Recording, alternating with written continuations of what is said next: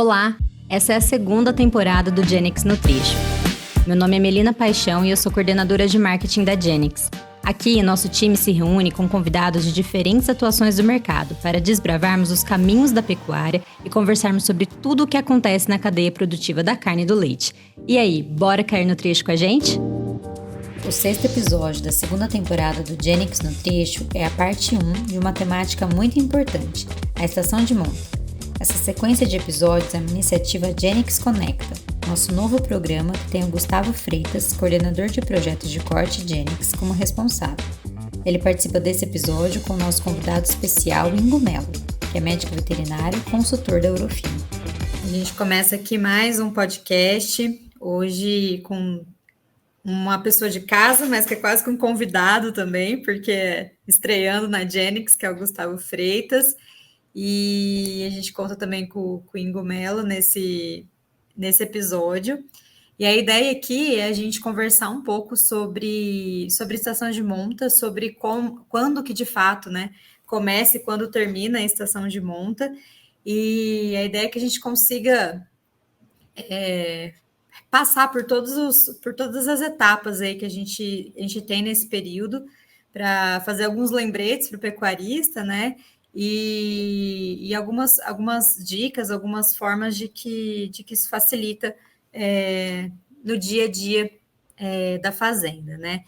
Eu falei que o Gustavo Freitas, ele é de casa, porque ele acabou de chegar aqui na Genix e tem um papel super importante num projeto que a gente está começando agora, né, o Genix Conecta. Logo vocês vão ter mais informações sobre isso. Esse podcast, vamos dizer aí, né, Gustavo, que é a atividade número 1 aí do projeto, né, que está ainda a público. E a ideia do Conecta é realmente isso, né, e trazer aqui o Ingo é um exemplo disso, que é de conseguir conectar, né, várias pontas aí dentro da pecuária, né, sobretudo aí na cria, né, indo um pouco além da genética, mas que com certeza vai fazer muito sentido aí para o pecuarista, vai ajudar o pecuarista se conectar com o futuro aí da pecuária e dos rebanhos, né? Bom, falei bastante, mas enfim. Gustavo, dá o seu oi, depois eu vou te pedir para você já chamar o Ingo também para a conversa e vamos lá. É isso aí, Melina. É com muita satisfação que eu venho para somar aqui no time da Genix, na área de novos projetos e inovações no segmento de corte. Afinal de contas, hoje a Genix como um todo, ela é muito mais do que uma empresa de melhoramento genético, é muito mais do que uma empresa que vende sêmen de qualidade, né? Hoje posso dizer que nós somos uma empresa que está junto de fato com o pecuarista. Ela está na busca por soluções, por serviços que maximizem os resultados da fazenda dele. E é esse o objetivo do nosso programa, o Genix Conecta. O Genix Conecta, ele é um programa que visa conectar pessoas, diversas áreas do agronegócio, grandes objetivos, ciclos, processos, informações, experiências, tecnologias, projetos, e muito mais coisas que eu poderia ficar horas aqui citando. Mas, de forma bem resumida, o Genix Conecta, ele visa conectar o dia a dia da fazenda, seja por meio da nossa presença ali no campo, seja no escritório, ou aqui nesse podcast via informação digital. E, como você havia mencionado, uma das menções, uma das tarefas que a gente tem no Genix Conecta é conectar pessoas, trazer informação, e é por isso que eu convido o nosso grande amigo aí, Ingo, para participar desse primeiro podcast. Que bacana, né? Eu já vou introduzindo aqui com a minha palavra. É muito bacana fazer parte do primeiro podcast como convidado, né? Isso mostra, em primeiro lugar, né, um carinho muito grande do conhecimento de campo, debaixo de sol, debaixo de poeira, debaixo de estrada, né? Muita estrada, então mostra que o trabalho que a gente vem fazendo como profissional, ele também é reconhecido. E é uma honra, então, poder fazer a abertura aqui com vocês dessa nova jornada e também dessa virada de chave aí com a presença do Gustavo na Genix, né? Então, contem comigo aqui no podcast, espero colaborar bastante com conteúdos que sejam práticos lá no dia a dia e entregue todo esse resultado que a Genix precisa de conexão, né, de olhar para o futuro e trazer bons resultados, né, a última linha, como costumo dizer, a última linha que ela seja bem produtiva para todos. Isso aí, legal, Ingo. Muito obrigada pela participação. É o primeiro episódio de uma série de 3 episódios que a gente vai fazer sobre estação de monta, né? A gente está no 6º episódio da 2ª temporada, né? E é o primeiro aí do Conecta e dessa temática de estação de monta, né? E para a gente já entrar nesse assunto, Gustavo, e aí, quando é que começa de fato a estação de monta? Então, Melina, esse é o ponto, né? Muitos acham que a estação de monta, ela se resume em definir uma data de início e fim, fazer os manejos reprodutivos e tchau, obrigado, sabe? Mas ela é muito mais complexa. Ela começa logo após o diagnóstico de gestação final da estação de monta passada, onde há todo um manejo de separação, identificação dos animais entre vacas prenhas e vazias. Afinal de contas, né, Ingo, qual que é a alegria de todo veterinário ali no manejo de curral? Cheia, prenha, e por aí vai, né? Quando o cara grita vazia, a gente mal escuta ele falando, né? E é justamente nesse momento que começa toda a organização dos lotes para a próxima estação de monta, né? Uma vez que todo o planejamento reprodutivo ele é feito com base nessas projeções de nascimentos. Nesse momento de organização, é muito importante que a gente tenha em mente onde a gente vai colocar cada lote ali, né?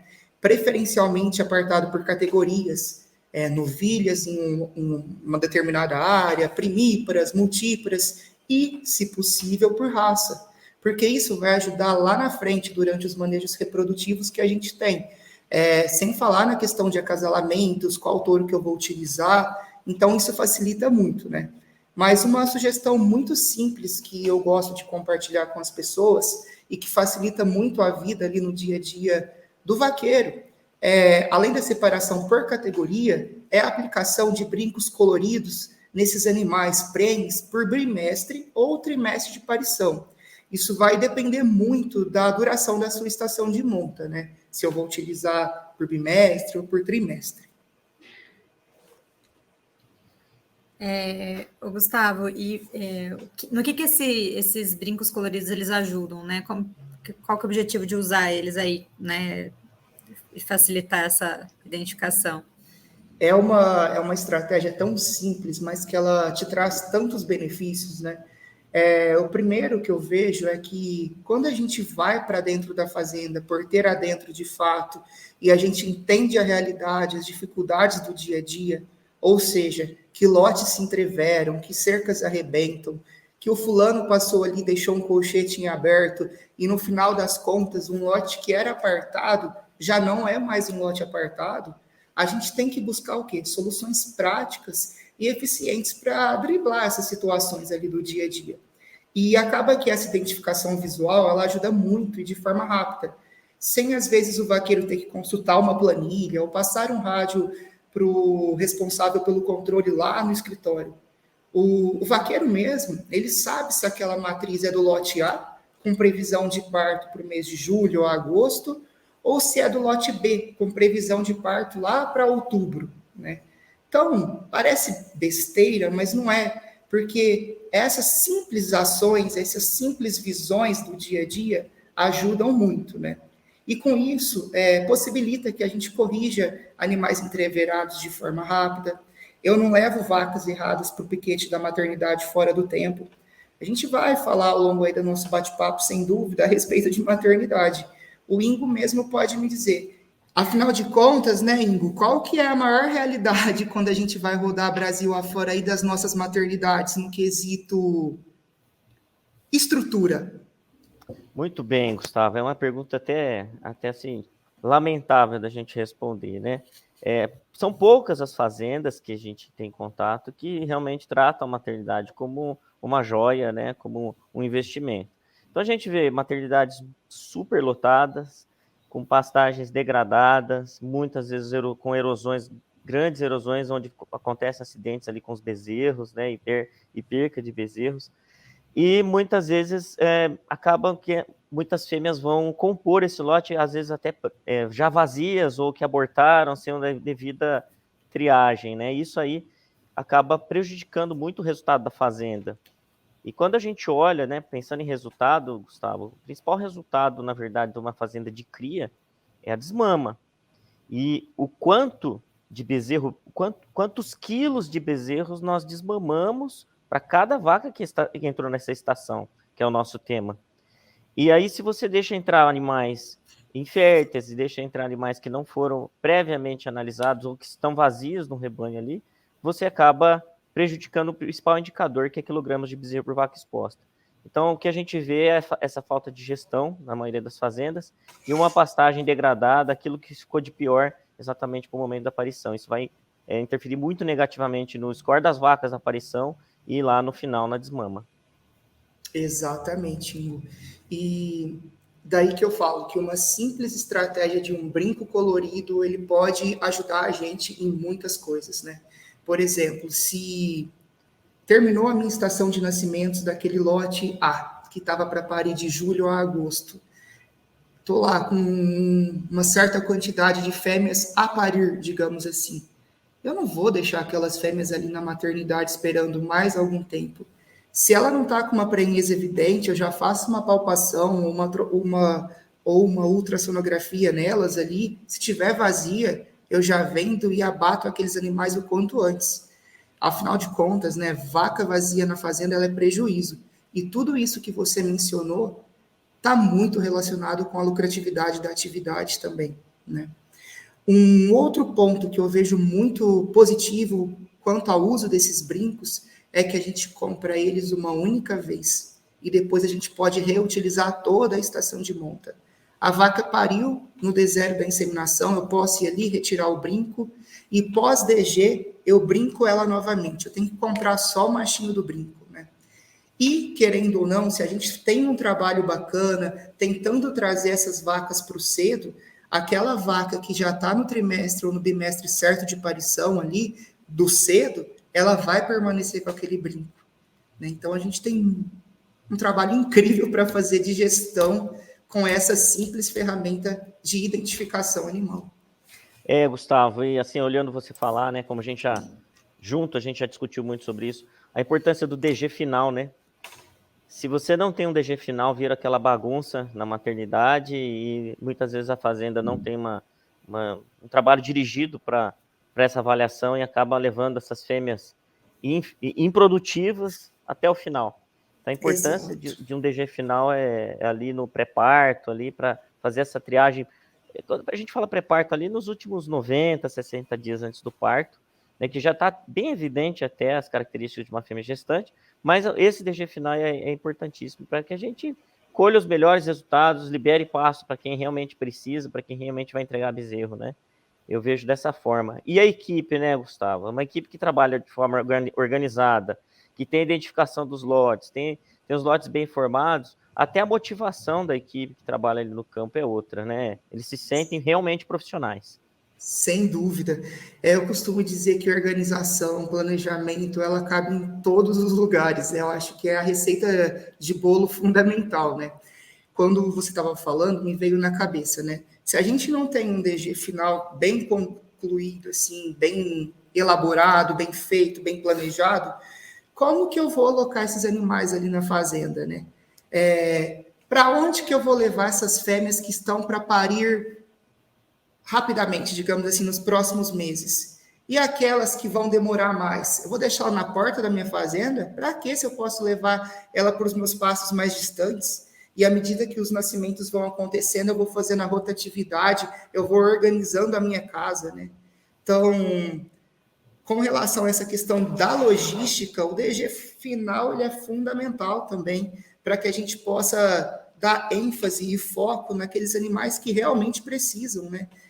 Eu não vou deixar uma vaca na minha porta de casa que ela vai parir no meu final do ano.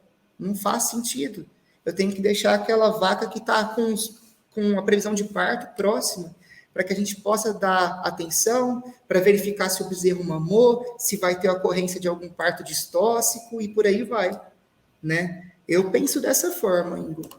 É isso mesmo, Gustavo, uma relação de proporcionalidade, né? A gente dá crédito a quem merece naquele momento, né? E isso é um ciclo.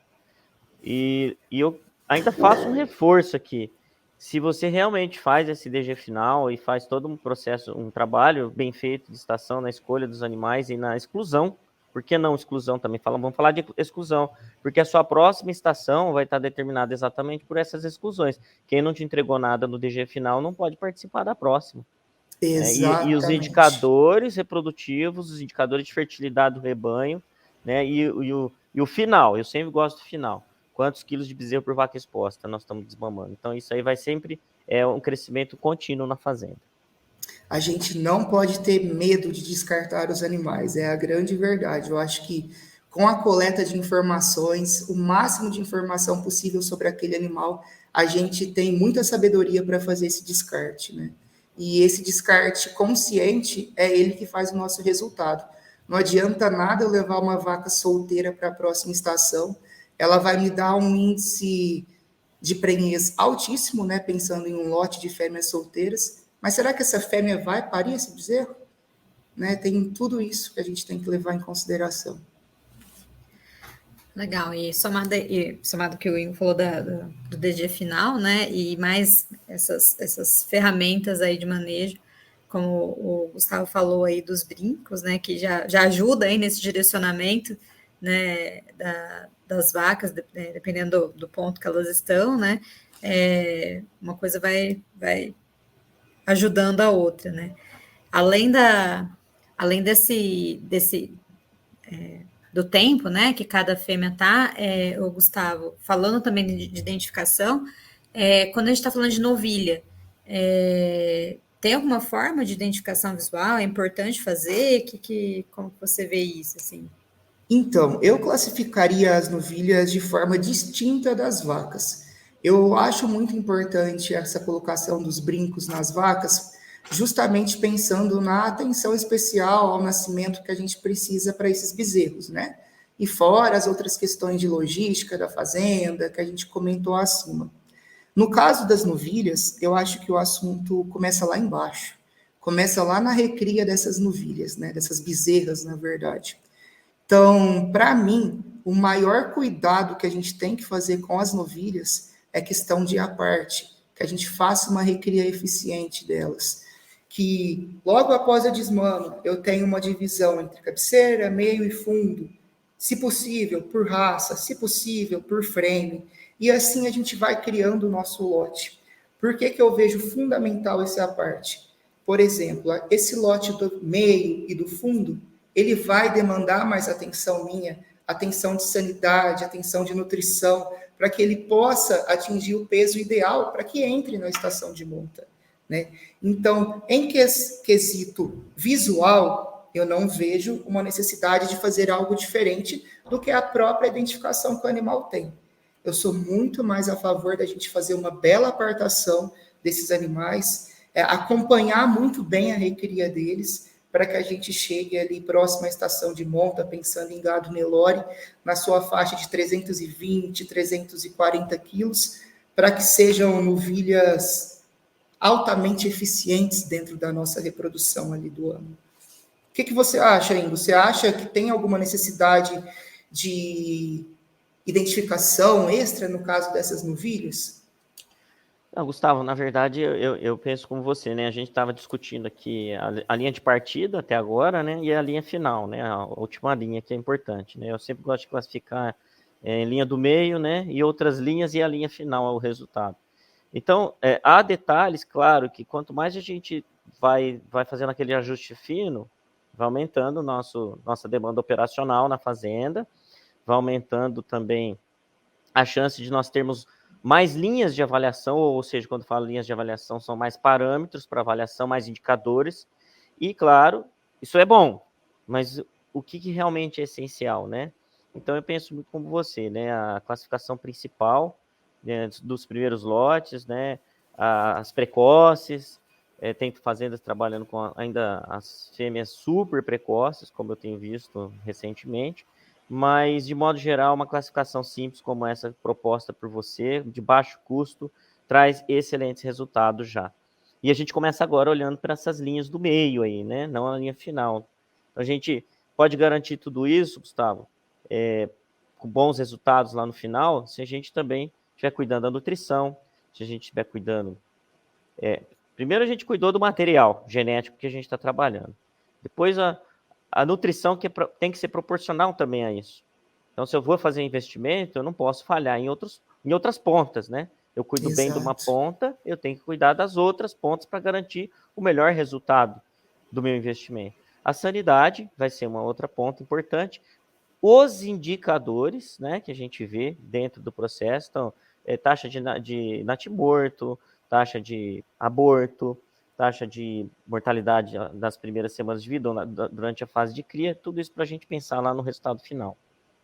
É bem isso mesmo. É um olhar 360, né, Ingo? A gente tem que estar atento a todos os detalhes, porque é atento nos mínimos detalhes que os resultados surgem de verdade. A pecuária moderna, ela precisa estar atenta à gestão, à tecnologia, às coisas simples do dia a dia também, sanidade, nutrição, manejo e por aí vai. A gente começa do simples, mas o objetivo é o ajuste fino. Exatamente. E falando aí de sanidade, né? Não, quando a gente chega nas fêmeas que deram prêmios aí no DG final, né? Quais são, o que é importante aí em termos de manejo sanitário ainda? Bom, primeiro, né, ponto que é fundamental é que essas fêmeas estejam em condições de gerar, né? Então, primeiros pontos que atrapalham isso são as enfermidades infecciosas, a gente classifica assim, enfermidades infecciosas da reprodução. Então, essas fêmeas precisam estar devidamente avaliadas, né, por um médico veterinário ali para reprodução, aptas, a gente pode fazer indução de ciclicidade e tal, mas se elas tiverem alguma enfermidade reprodutiva, se esse rebanho tiver dentro do rebanho alguma enfermidade visitando, nós vamos ter baixos indicadores. Então, a gente pode corrigir isso através de exames clínicos, laboratoriais, a gente pode corrigir isso através de uma vacinação contra enfermidades infecciosas da reprodução, né? Vacinação para a gente evitar os abortos do rebanho, e levar isso até o final, então, um rebanho bem vacinado, bem vermifugado, obviamente, e levar isso até o final. Lembrar também, né, que a importância da vermifugação, a gente está falando da estação de monta, essas fêmeas, durante a gestação, elas vão sofrer muito com o avanço da gestação com parasitas, né? Existe um relaxamento imunológico, existe toda uma fisiologia voltada para isso. Em humanos, isso é muito bem estudado, né? Essa questão desse relaxamento. Tanto é que as mulheres precisam de uma suplementação de vitaminas e tudo mais durante a gestação. E para o rebanho, a gente não vai ter todo esse luxo. Então, essa nutrição bem feita, mas a prevenção das enfermidades infecciosas é que vão garantir esses resultados satisfatórios, resultados cada vez melhores da taxa de parição, né? E essas fêmeas, quando bem manejadas do ponto de vista sanitário, vão deixar a maternidade, para mim, numa condição sanitária também muito boa para receber esses bezerros. Então, além delas deixarem os bezerros, conseguirem levar a gestação a termo, elas também vão deixar o ambiente mais adequado para a recepção desses bezerros, para a cria desses bezerros. Então, isso tudo depende da equipe da fazenda, depende do protocolo sanitário que foi adotado. E eu aqui, lógico, eu vou fazer minha propaganda, Gustavo, estou aqui representando o Ouro Fino, participando, né? Nós temos soluções para isso também, né? Nós temos lá uma vacina, né, a Supravac 10, focada em reprodução. Nós temos a vermifugação de longa ação com o Master LP, tem vermifugação para o protocolo de D0 da IATF com Evol, que aumentam as taxas de concepção, né? Inclusive, trabalhos que estão sendo levados esse ano, ainda agora em agosto, na SBTE. E vacina contra clostridioses, né, que são importantes também porque levam à morte do rebanho, e essas doenças no rebanho vão ser impactantes também na fase de estação reprodutiva e também na cria. Então, assim, um resumo rápido, uma propagandinha rápida, Gustavo, mas o que vale aqui é o saldo final da nossa conversa. Independente da propaganda ou não, o que eu posso dizer? A gente não pode economizar com algumas coisas. A gente tem que usar uma vacina boa, a gente tem que usar um vermífugo bom, é aquele famoso ditado, o barato sai caro, né? Se a gente colocar na ponta do lápis quanto que eu deixei de desmamar, quantos quilos de bezerro eu deixei de desmamar por usar um produto inadequado, ou às vezes um produto mais barato, né? Faz a diferença.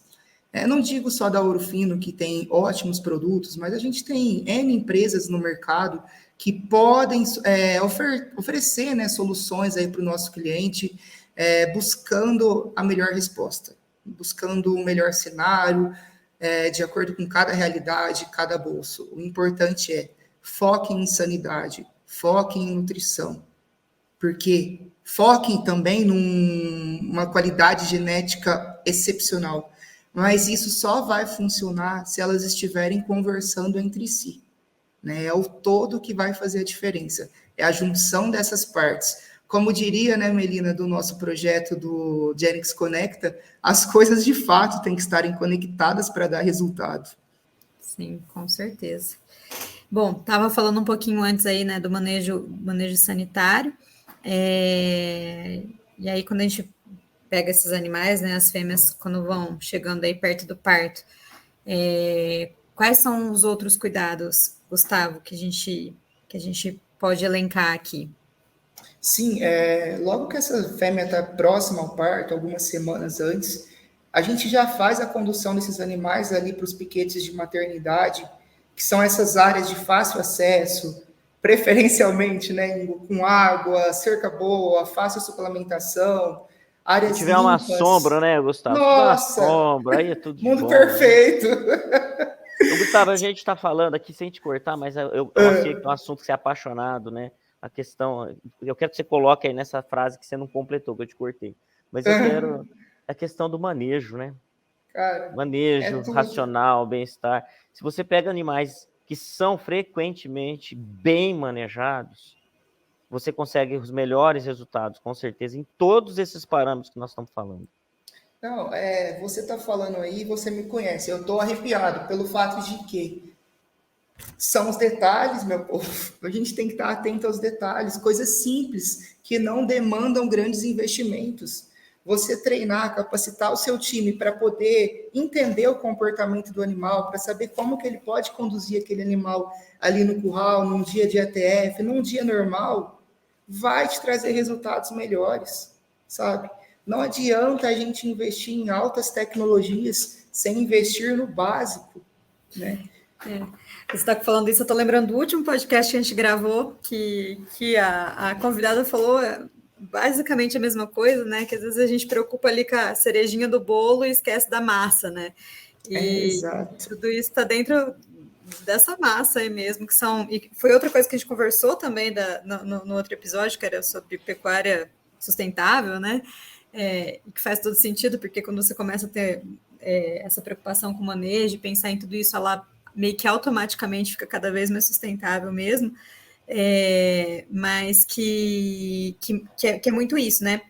A gente, às vezes, com pouco investimento financeiro, mas sim de informação e de mudança de mentalidade, né? Que a gente tem falado muito disso. A gente conseguiu, eu acho que aí nós, técnicos, profissionais, enfim, que está no campo e que corre atrás de informação, de facilitar o acesso à informação, tem um papel fundamental de conseguir, aos poucos, ir mudando a mentalidade mesmo não só do pecuarista, mas que ele também consiga cascatear isso para a equipe, né? Exatamente, é um todo, é o todo. Esses dias eu estava assistindo uma palestra, que inclusive o Ingo que me mandou o link, que o professor Pietro ele estava fazendo uma consideração sobre eficiência reprodutiva versus sustentabilidade. Quando a gente ouve a palavra sustentabilidade, a gente imagina N coisas.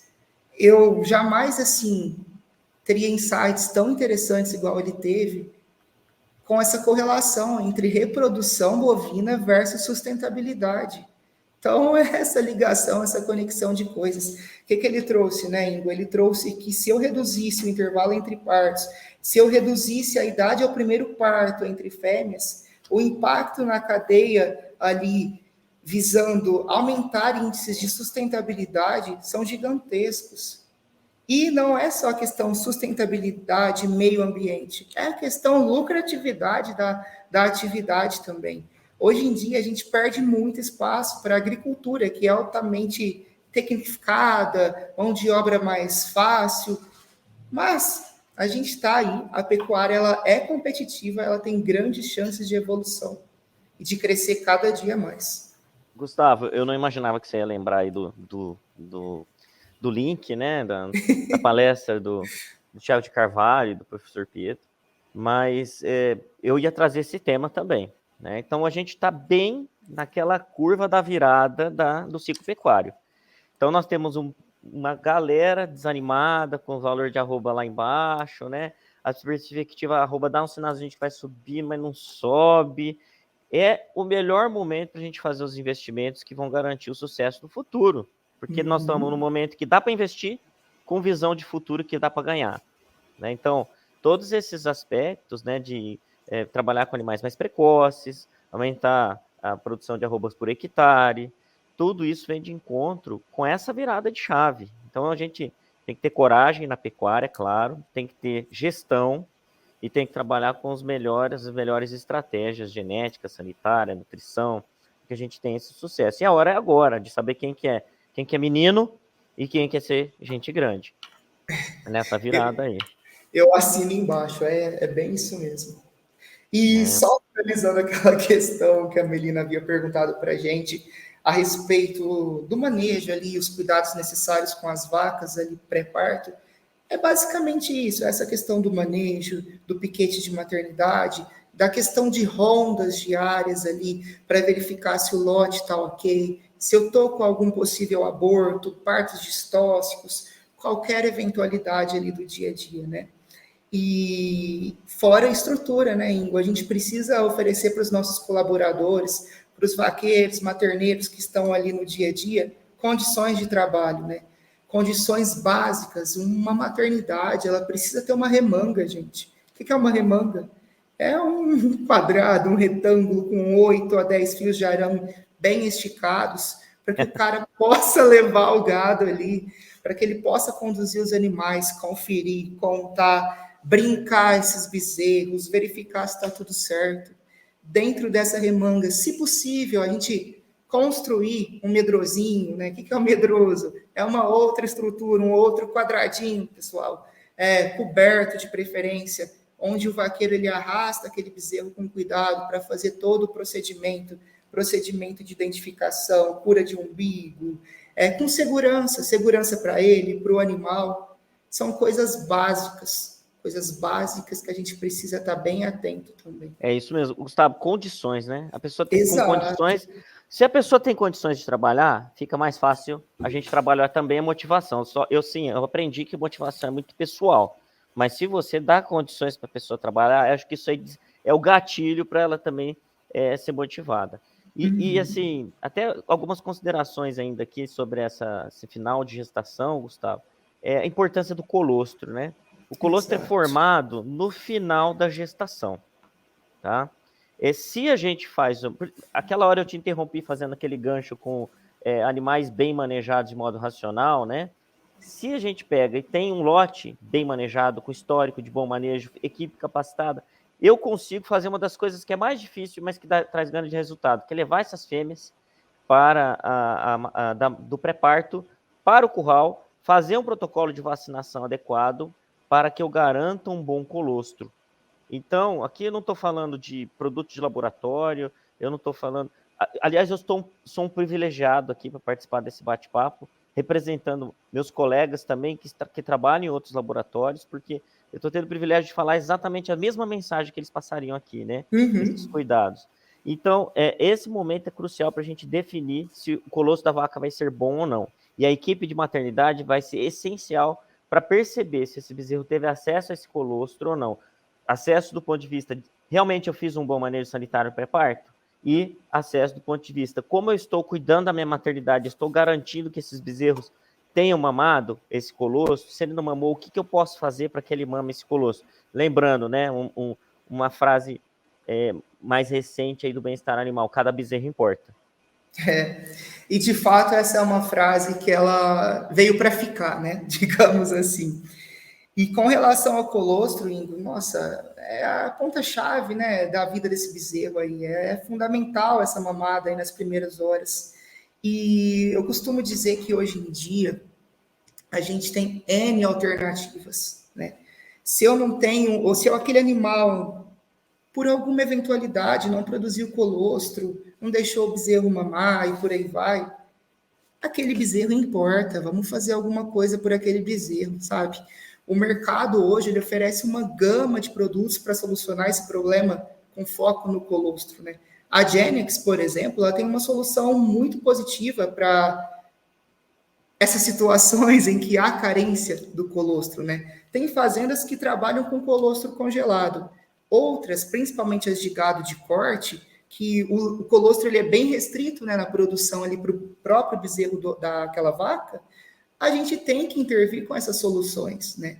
E aí muitas pessoas que eu já conversei no dia a dia, que eles falam para mim, mas o colostro congelado, o colostro em pó é muito trabalhoso, né? Tem questões de mistura, temperatura correta, que no dia a dia não é aplicável. A distância que fica a minha maternidade, até onde tem uma casa, para eu poder esquentar, fazer aquela mistura no fogão. Então, o que eu penso? Antes da gente sair colocando um monte de nãos pela frente, só listando os pontos negativos, vamos tentar entender o valor do bezerro que está ali em jogo, que é uma vida, querendo ou não, sabe? Será que é um animal de FIV com alto valor agregado? Será que é uma bezerra leiteira? Ou simplesmente um bezerro comercial? Ponto é, cada bezerro importa, cada bezerro tem seu valor. E cada fazenda tem a melhor decisão a tomar, né? Eu penso muito nessa linha de conduta. Gustavo, olha só que interessante, né? Tem uma pecuarista do Pará que me mandou uma mensagem ontem ainda, a Elisângela Basílio. E aí ela comentando, né, sobre uma vaca que pariu quadrigêmeos lá, e um dos bezerros tá bem, tá esperto, né? Mas essa vaca não estava com condição de criar esse bezerro. Então nós temos aí um animal extremamente florífero, né, que diferente, capacidade de gerar mais de um, vamos dizer assim, né? E um bezerro que sobreviveu e ela tratando desse bezerro, oferecendo colostro ali e cuidando desse bezerro. Então, assim, a visão de que cada bezerro importa lá no Pará, né, uma fazenda aí com cerca de 4.000 vacas em reprodução, em estação, e o olhar do dono, olha a importância do olhar do dono, isso sim é o olhar do dono. E quando você falou qual o valor desse bezerro, o valor do bezerro não é hoje. O bezerro vale daqui 2 anos. Então, a resposta para essa pergunta tá valendo 2 anos para você saber quanto que ele vale. E a gente sabe que vai valer bem, né? E quando a gente vai falar de colostro, né? Eu sou um apaixonado nessa história de maternidade. 1922, lá, 2 pesquisadores, Smith e Little, fizeram o primeiro trabalho lá que eu tenho conhecimento com colostro em bezerros, né? Bezerros que não mamaram colostro, 12 bezerros que participaram do estudo, 10 morreram em 60 dias. E os 10 bezerros que mamaram colostro, apenas 1 morreu. Nessa época não tinha vacina da Urufino, não tinha vermífugo, não tinha uma série de recursos que nós temos hoje, soluções que a Genex tem, né? E o resultado já em 1922, Gustavo. Aí, em 1973, o estudo se repete com taxa de mortalidade, né? Bezerros que não mamaram colostro nas primeiras 6 horas e bezerros que foram só mamar o colostro depois da sexta, 12ª hora. Trabalho de Oxender, 1973, mostrando que a alta taxa de mortalidade de bezerros que demoram para mamar o colostro. E em 1982, trabalho mostrando a taxa de absorção, quer dizer, o bezerro tem que mamar logo. A vaca tem o colostro, eu tenho soluções para melhorar esse colostro, e esse bezerro tem que ter acesso a esse colostro logo, e é muito mais fácil manejar ele assim. Então, sim, a importância desse ajuste fino, Gustavo. Eu penso dessa forma. E até aproveitando essa questão do colostro, que é um dos itens número 1 aí do recém-nascido, desse bezerro jovem aí, entra também, né, Ingo, aquela questão dos cuidados sanitários que a gente tem que ter com aquele bezerro, né? Aquela questão da cura do umbigo, a forma de curar, alguns manejos preventivos. E você, como, para mim, referência aí em sanidade, conta para a gente um pouquinho de como a gente deve proceder com esses cuidados sanitários ali do recém-nascido? Gustavo, uma das perguntas que vem para mim, assim, você vê pessoas preocupadas, né, com a gestão, com dados, com indicadores, pergunta assim, qual que é uma taxa média de mortalidade, uma taxa aceitável de mortalidade dentro de uma fazenda de cria? Gustavo, pergunta difícil de responder, né? Demais. Porque vai muito do propósito da fazenda, de que nível de maturidade, de estrutura, de equipe, de investimento ela está fazendo, né? Então, fazendas que têm a preocupação olhando para o bezerro, cada bezerro importa, com certeza é zero, ele vai querer buscar zero mortalidade, ou próximo disso, né, vamos dizer assim. E fazendas que não estão olhando para isso, só olha para a última linha, né, e olha mal, porque está olhando só para o resultado, mas está esquecendo de como olhar para as outras linhas que chegaram a esse resultado, nós vamos ver que essas falhas são muito grandes. Então, primeira coisa, assim, primeiro ponto essencial, né, essa colostragem que a gente falou. Segundo ponto essencial, a queima de umbigo, ela deve ser feita assim que a vaca reconheceu esse bezerro. Existe uma substância natural intrínseca do bezerro da vaca que já seca naturalmente esse bezerro, de graça. É um secante de umbigo de graça. É um produto que queima e já está no bezerro, que é chamado de gelatina de Varton ou de Ellis Varton. Está dentro do umbigo. Não estrague o que a natureza já fez. Você não vai queimar o umbigo por dentro. Você vai queimar o umbigo por fora. Ah, e que produto que eu uso? Olha, você tem produtos comerciais excelentes, né, tradicionais. Você tem álcool iodado. A mãe de um bebê usa só álcool e o endomédico bota um grampinho lá no umbiguinho do nenê, que é para não queimar o umbigo por dentro. Então, vamos trazer isso para a nossa realidade de campo. O vaqueiro tem que queimar esse umbigo bem queimado por fora. Quanto que eu tenho que cortar? Tem gente que fala um absurdo de cortar o umbigo com 2 dedos. Esquece, é bobagem. O umbigo deve ter aí por volta de 10 a 15 centímetros para você preservar a gelatina de Varton lá dentro, para você diminuir a distância da taxa de contaminação, para mumificar adequadamente esse umbigo, que o umbigo ele cai porque ele mumifica, né?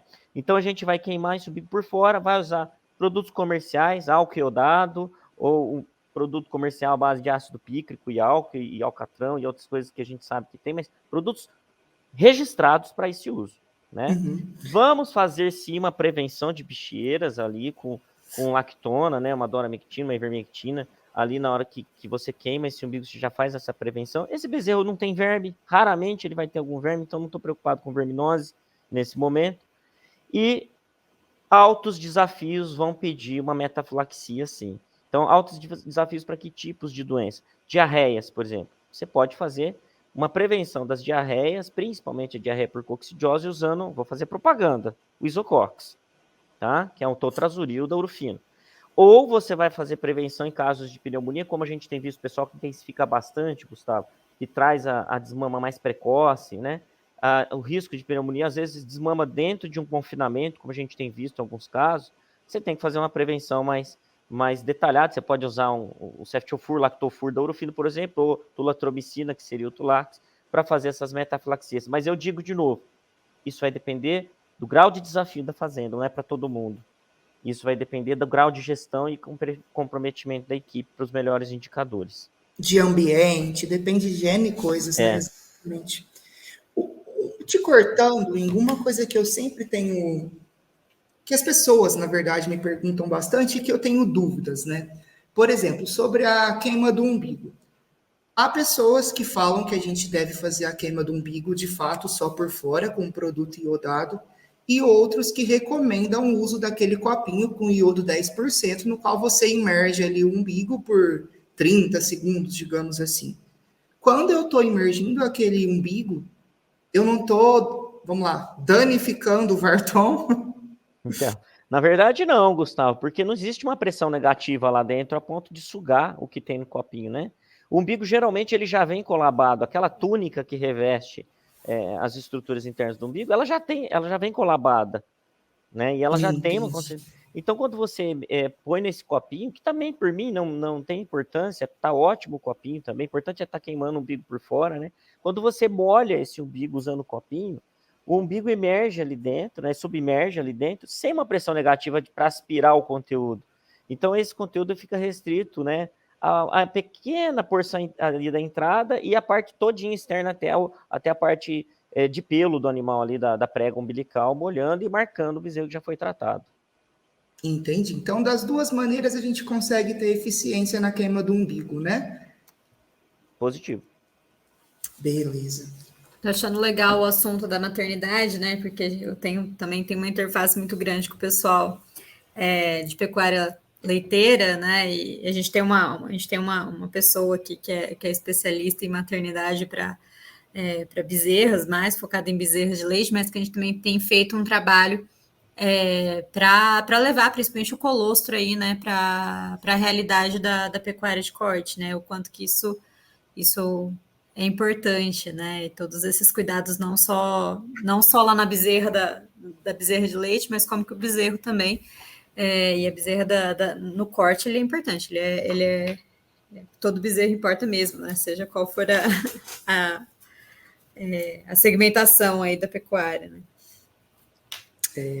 A gente tem que, igual o Ingo falou, né, Melina? A gente precisa ter essa visão de longo prazo. A pecuária, ela é futurista, digamos assim. O bezerro de hoje, a gente vai ter o retorno dele daqui 2 anos. Quanto que vale aquele bezerro hoje? Eu não posso pensar no hoje, eu tenho que pensar no futuro, tenho que pensar lá na frente, tenho que pensar em salvar aquele bezerro para eu trabalhar e ter aquele bezerro ali como colheita, né? Eu gosto do termo colher bezerros, gostei como colher. A minha safra de bezerros, a gente vai colher daqui 16 meses em média. É isso aí. Quando a gente, então, está pensando em bezerros, tá valendo, viu, Melina? Tá, Quando a gente, então, está falando da colheita, né, Gustavo, a gente gosta muito desse termo, né? A gente vai colher bezerros. A minha estação começou agora. Eu vou colher bezerros daqui 16 meses, que é o quilograma de bezerro por vaca exposta, nessa estação, né? Então, quando a gente fala isso, fala sobre os cuidados pré-parto, as enfermidades causadoras de aborto, nascimento, pré-parto com colostro, aí o nascimento, queima de umbigo, né, colostragem.